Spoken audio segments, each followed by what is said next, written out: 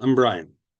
This feedforward example is based on a level 2 finished stair project in my carpentry program.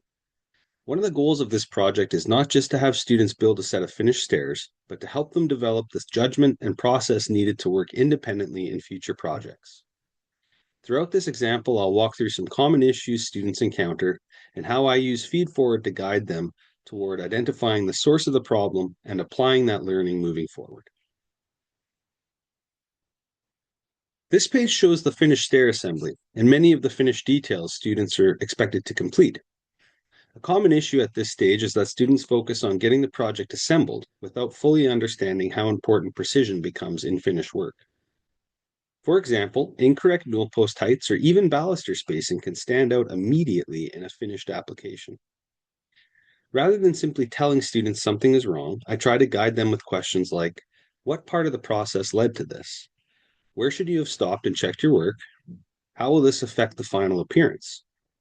The goal is to help students identify where the issue originated so that they can apply that thinking to future projects.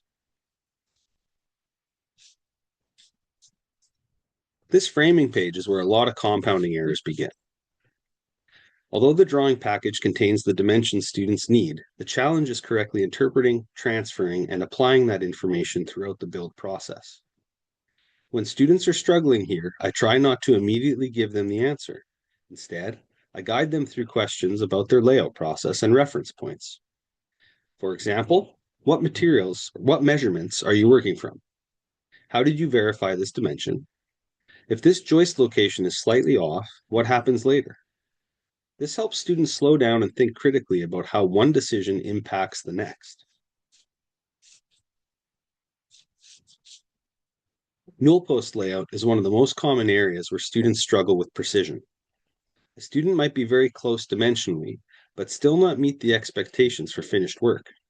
In these situations, I try to avoid simply correcting the measurement for them. Instead, I ask, how did you arrive at this height? What assumptions did you make? Does this look correct relative to the finished stair assembly? The goal is to help students recognize how critical measurements should be treated differently than rough construction tolerances.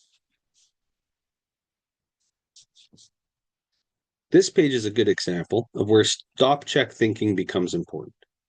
Once cuts are made on the stringer, mistakes become much harder to correct.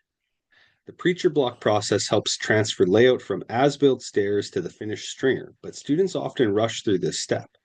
At this stage, I try to guide students with questions such as, have you verified your transfer points? What happens if this cut is slightly off? Are you at a point of no return yet? This helps students develop the habit of stopping and checking before committing to irreversible steps. These pictorial views help students visualize how the stair assembly progresses. During the project, I use a lot of check-ins at these stages because students often become focused on moving quickly rather than evaluating the quality of their process. Feedforward at this stage is usually focused on helping students identify where issues may appear later if they continue without reassessing their work. The final stages of the project are where craftsmanship and attention to detail become most visible. This includes things like sanding quality, sharp edges, baluster alignment, visible pencil or machine marks.